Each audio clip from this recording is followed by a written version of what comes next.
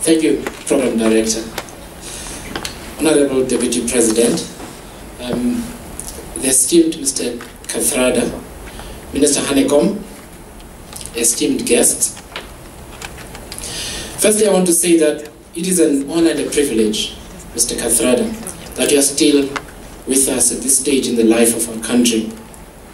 Your mere presence and the work that you continue to do is a constant reminder of the journey of 1,000 miles that you, Madiba, and many others undertook in the early part of the last century, and which we all must still complete.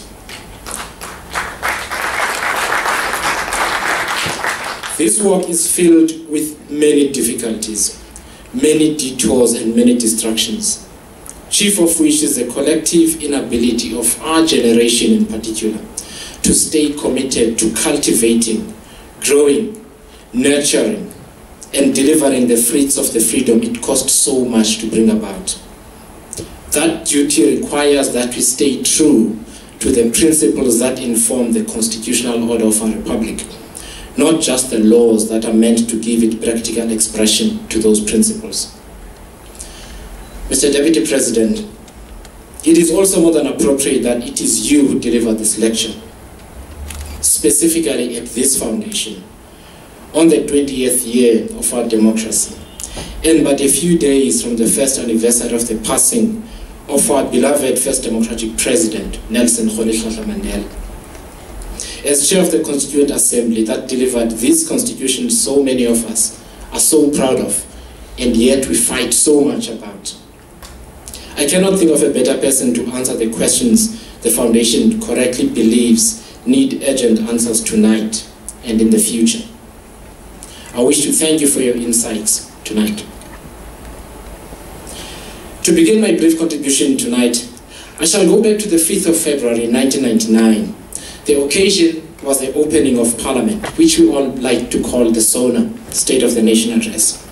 The last time Madiba would do so, as he had already announced that he would not be available for a second term as president. He said, "As I said when I received the TRC interim report last October, the government accepts it with its imperfections. We recognize that it is not a definitive or comprehensive history of the period it was reviewing. Neither was it a court of law. It was an important contribution on the way to truth and reconciliation. It was an important contribution on the way to truth and reconciliation. The critical act of reconciliation is the dismantling of what remains of apartheid practices and attitudes. Reconciliation without this major step will be transient, the ode of false hope on the lips of fools." To paraphrase the question at the center of tonight's proceedings then, have we carefully listened and acted upon Madiba's wise words, or have we engaged in transient, superficial form of reconciliation where our empty words and platitudes are, as he correctly said, the ode of false hope on the lips of fools? Having said that, I also believe that an essential part of the search for the truth Madiba implored us to insist upon is to ask questions about whether the manner in which we pursued national reconciliation, when we look at the state of our nation now, whether it was more help than hindrance or vice versa. This means examining Madiba's own leadership on this issue in his single term as president. For those of us who were alive and aware at the time, we know that it was not as easy as the benefit of hindsight make it seem today. But we have to inquire whether the emphasis on forgiveness, without also stating, restating, and restating the fact that apartheid was a broad social, political, and economic moral crime. It was more than that. It was an abomination for which no human being who has any respect for universal human rights should ever excuse, including a notorious singer with a brittle ego who thinks black people brought apartheid upon themselves. One of the inadvertent outcomes of the Truth and Reconciliation Commission process was to give the false impression that to many white South Africans that apartheid was only perpetrated by those who appeared before the commission to confess, to half confess, and to obfuscate questions about gross human rights violations. Maybe I missed it, but I do not recall the central theme being the point that regardless of how people felt about apartheid after it was defeated, the undeniable fact is that it benefited some of us. And consequently, through natural intergenerational transfer of wealth and privilege, those that come after would also benefit from it too. It is in a similar fashion that poverty is transferred across generations to this day and shall continue to be transferred to future generations. By their very nature, such crimes inform how entire societies think and crucially how they view right and wrong. It informs how they perceive ethics and the tipping point beyond which those with a conscience should be moved to object to injustice and to take all reasonable steps within their means to ensure that the injustice is mitigated and eradicated. Having made the disadvantaged position of black people normative, we have to ask whether or not in the present there are enough white South Africans who recognize that there is nothing normal about black poverty. I often wonder how many of us from all walks of life notice the people we see walking next to the road in the morning, rushing to jobs that pay them a pittance, and that many of those generally are black, and that this is not how normal societies are supposed to function. We are not supposed to get this kind of normality. More importantly, we have a duty to always be mindful of precisely why this cannot be normalized. For it was in this normalization of racism and inequality that it subsequently became possible for some to effectively say that apartheid was either not so bad or that it never existed. I've told this story several times and I will tell it again, and I'll ask for forgiveness for those who have heard it before. Upon being appointed as editor of the Business Day, a colleague brought his 7-year-old daughter into my new office. The purpose of the visit was so that she could ask me if I indeed was the boss. She wanted to know because she did not think that a black person could be the boss of the entire operation.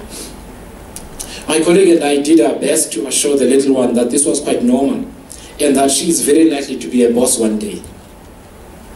I was also disturbed, though, that at this point in the history of our country, young black children still grow up in a normality that gives them the false impression that there is a ceiling to the extent to which they can grow, prosper, and be great.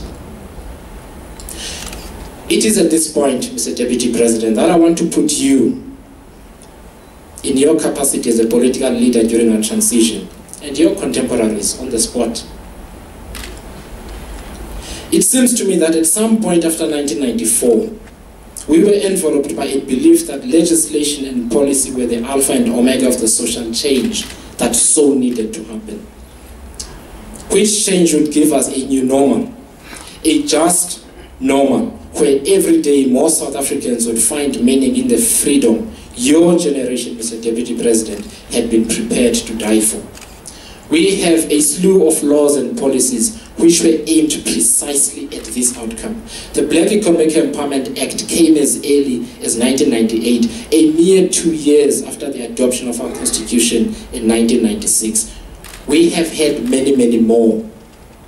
Yet today we sit with people who beat up black women just because they walk next to the road. We have university students who abuse black university employees and teenagers who kill black homeless people, and so on. The question, ladies and gentlemen, is whether this is a result of a disregard for the law or it is racism. If it is the latter, and it is the latter, we have to ask what the cure for racism is. After countless racists have appeared in the papers and have been fired by companies, we have to ask why so many of them live among us still. We have to ask why, in the safety of internet social networks and news website comment sections, so many South Africans spew the most vile racism and racial hatred. we have to ask why some of us often get an uncomfortable impression that some of those who like how some of us choose to speak truth to power are driven by the knowledge that they can dishonestly use it to validate their racism against people, instead of restoring the ethical standards we all need to ensure that we have a just society. It is these same people who deliberately confused affirmative action and chronism, political decay and corruption, with their belief that black people are inherently incapable of governing. I have constantly wondered what the key to non-racialism is then. I have wondered if there is a cure to racism. I have been frustrated by how much it has become fashionable to analyze what people refer to as white privilege without an attempt to ask the necessary question, what is to be done? Do not get me wrong. Analysis carries enormous value. It is at the heart of ongoing and deepening awareness and consciousness. But consciousness without ideas, without practical ideas, without agency premised upon those ideas is meaningless. So, ladies and gentlemen, what is to be done? I believe that the first step is to premise all our actions on an idea of justice, which is founded on doggedly pursuing a path of ethical consistency in our attempt to purge our society of its inherent inequalities. We cannot achieve non-racialism while we allow sexism, misogyny, homophobia, and other forms of prejudice to prosper. They are essentially the same thing as racism. It is a lie to propose that the struggle of women for equality in this country can be relegated to second or third place because racism is the struggle. We cannot rely on affirmative action when virtually all the political party's members, when given a chance to elect leaders, often go for men rather than women. The ANC has the problem of the so-called two centers of power at provincial level and municipal level precisely because its guideline to ensure gender representation, despite its progressive intentions, contradicts the wishes of its membership in those constituencies. The question, once again, is why, when given an opportunity to exercise our free will, we decide the women amongst us are not fully qualified to lead sectors of this society and this country. If we cannot ask ourselves and make ourselves responsible for finding answers to that question, whatever we say about racism and equality and justice, like Madiba says, remains an ode on the lips of fools. We must only rest, Mr. Deputy President, when ordinary members of political parties consciously give women the same opportunities as men when it comes to positions of leadership. The opportunity to propound ideas within and in broader society, which in turn enables them to be the drivers of broader social change. This country has more than enough women who can do so, but they are prevented by a collection of ordinary men and women who believe women do not have it in them to take sectors of our society and our society as a whole to the heights it can and must achieve. Our idea of justice must take forward and amplify what is already in the Constitution, so that with that very act we are able to underpin the Constitution to make it stronger. This is to direct all resources of the state, our individual talents and collective efforts towards the upliftment of those who have less than we do. Every child who does not have enough food, a decent classroom, a well-equipped clinic and other amenities that restore dignity and give people a fair chance at life must be as much of a worry for their parents as it is for us. In doing this, we must always be conscious of the special responsibility all of us who have more to use our positions to help.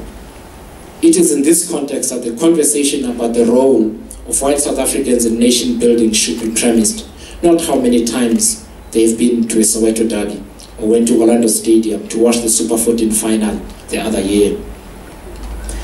The second is to use history, however uncomfortable, appropriately for the purposes of sustaining and normalizing difficult conversations about redress. If the South African conflict and the racism that characterized it was fundamentally about land dispossession, then it can only be a fundamental act of reconciliation to partly premise our fight for justice on how meaningful land ownership can and must be restored to black people. South Africans hate being compared to Zimbabwe, but we will be like Zimbabwe if we do not learn the lessons from up north. And everywhere this question, when unanswered properly, when answered insufficiently, has gone on to destroy entire societies. We cannot run that risk. A lot has been lost. A lot of blood has been spilled to get to where we are. We cannot throw it all away. We cannot limit our discourse on this to the realm of public policy alone. The reality is that a fair number of black people who gripe about land do not necessarily want to use it to farm, but they hate the fact that so much is in the hands of white people, while they have nothing. In order for policy initiatives like this one, black economic empowerment, affirmative action and others to succeed, they need to find a fertile ground where attitudes are meaningfully changing and an increasing number of people are willing to take them forward in their own way. Like you correctly said earlier, we need a sense of common purpose and a shared future. This brings me to the third point, which relates to how such a broader conversation, an ongoing deep conversation, should be pursued. It needs leaders who are credible in all major aspects of public life. It is foolish to expect the public to take seriously any prodding from leadership in a society, in private and public sectors, when they are compromised. Leadership is partly about teaching. It is about ministership rather than institutionalized power. That is what people remember and integrate into their own lives because they believe it will change it for the better. We have to ask whether at this point in the history of our country we have more or less leaders upon whom we can look for the ethical guidance needed to navigate difficult conversations such as this. I do not think we do. In civil society, in politics, and in business, there is an increasing skepticism about the quality and ethical standing of the leadership we have in those sectors. There are questions about trade unionists, business leaders, and politicians, specifically on the question of whether or not they are looking out for the interests of this country and its future generations, or for themselves and those they personally hold dear. Mr. Deputy President, it is impossible to lead in an environment with so little goodwill. We have to find the best in our midst from all walks of life to restore the faith in public leadership that the personal biographies of people like Mr. Kathrada could inspire so consistently and with so much success. Talking about our inequalities, our ongoing injustices, and our failure to take to heart the suffering of others is not to be left in the realm of policy alone. It needs to be spoken of so often, so credibly that it becomes a normal part of our national discourse. I do not subscribe to the belief that talking about race causes racism. Not talking about race and racism promotes racism. We must just learn not to do this when we are angry. Fourth, and this is the second last point I wish to make, is that we must also learn to talk freely about the things we do in the present which entrench the beliefs of racists and therefore continue to polarize society. Racists believe that black people cannot govern, that they are dishonest, that we steal, and we fumble, and we fail. It is precisely in this context that we have to reflect on the damage we cause to the creation of a non-racial psyche when we make decisions which are sure to give ammunition to racists. What must happen when we appoint or elect people who have questionable track records to key posts in our country and then have to be forced by the courts to make the right decisions? What happens when we leave public institutions in the hands of those simply without the skills to make them work? How are we to turn around the tide against all these prejudices when we elect to ignore those black people whose success would create a new national narrative in favor of those who will make us ashamed? How can reconciliation and nation building prosper in an environment where we inadvertently contradict ourselves when we are supposed to be better than our racist past? In the same vein, we must develop an extreme intolerance for those who seek to use our painful past of racism to shield themselves from scrutiny, when it is their actions that take us back rather than forward. Racial reasoning and racial solidarity, however tempting, can never be a solution to nation building. Unfortunately, notwithstanding our frustrations, we can never successfully make people unlearn racism without honest conversations about its existence and the vices that keep it alive. This is why, like you said, Mr. Deputy President, every child in every school in this country, in every congregation in faith-based communities, and in every other organized formation has a responsibility to talk openly about overt and subliminal discrimination, including racism, and find organic ways of purging it from our midst. This is a task for all of us, but one which needs the constant prodding of a leadership that commands the respect of all our citizens.